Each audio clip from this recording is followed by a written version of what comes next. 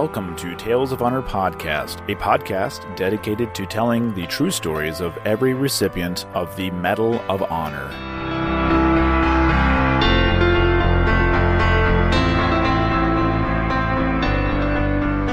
Hello, everyone, and welcome to another episode of Tales of Honor Podcast. I'm your host, Christoph Ambroge, and today's episode is episode number 313.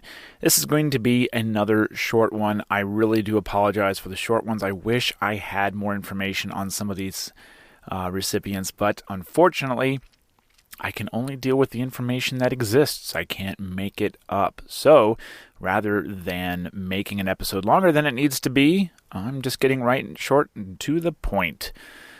Doesn't minimize their actions or heroism in any way, shape, or form, but it's a short story. Today is one of those, and before we get in, we don't have any birthdays today. There was one on Friday, but we have a few more for the month that are going to be coming up.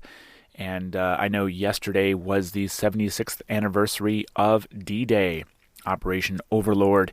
If for some reason you don't know what this is, well, congratulations. You either are very young or you've been living under a rock for pretty much your entire life. Please look into the actions that were taken on this day. They are truly amazing, and that's not even a word that even comes close to what was done. What I do know is that of the 160,000 Allied troops that landed on Omaha Beach that day and the days that followed, there would be, I believe, 16 recipients of the Medal of Honor for those days. I'll quickly read off their names here. I've covered some of them I have not, but here they are.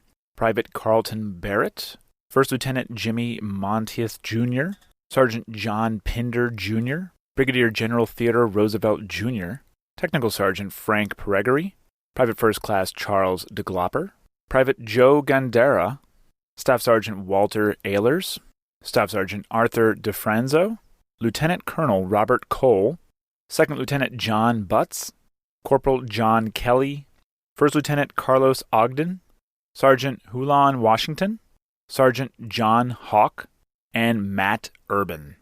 So, that's all I got for you in regards to some history and some knowledge bombs dropped on you today. Let's move right along now back to the Vietnam War and for episode number 313. Donald was born in Covina, California on the 23rd of July, 1943, and he would go on to enlist in the U.S. Army here in 1965.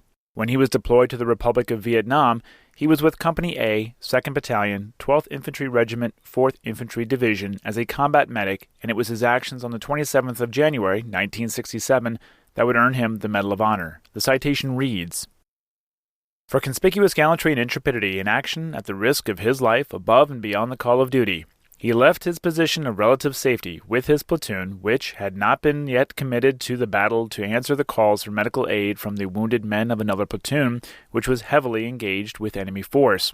Dashing across 100 meters of open area through a withering hail of enemy fire and exploding grenades, he administered life-saving treatment to one individual and continued to expose himself to the deadly enemy fire as he moved to treat each of the other wounded men and to offer them encouragement. Realizing that the wounds of one man required immediate attention, Specialist 4 Evans dragged the injured soldier back across dangerous fire-swept area to a secure position from which he could be further evacuated.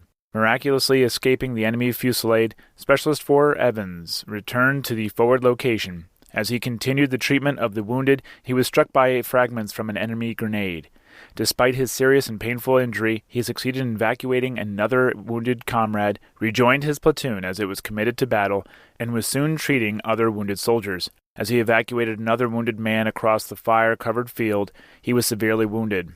Continuing to refuse medical attention and ignoring advice to remain behind, he managed with his waning strength to move yet another wounded comrade across the dangerous open area to safety. Disregarding his painful wounds and seriously weakened from profuse bleeding, he continued his life-saving medical aid and was killed while treating another wounded comrade. Specialist 4 Evans' extraordinary valor, dedication, and indomitable spirit saved the lives of several of his fellow soldiers, served as an inspiration to the men of his company, were instrumental in the success of their mission and reflect great credit upon himself and the armed forces of his country. Donald Ward Evans, Jr. was 23 when he died, and he is buried in the Oakdale Memorial Park in Glendora, California. The Army Hospital at Fort Carson in Colorado is named the Evans Army Community Hospital in his honor, and his name appears on Panel 14E, Line 85 of the Vietnam Veterans Memorial Wall in Washington, D.C. And that was a Tale of Honor. Thank you for listening to Tales of Honor Podcast. Head on over to talesofhonorpodcast.com where you can read these stories, see other ways to support the show, and easily share a story with your friends and family. Tales of Honor Podcast is written and produced by Christoph Ambrose, and theme song, A New Beginning, is by Ben Sound. If you have any questions or comments, you can send them to talesofhonorpodcast@gmail.com. And until next time, I'm Christoph Ambrose. Thanks for listening.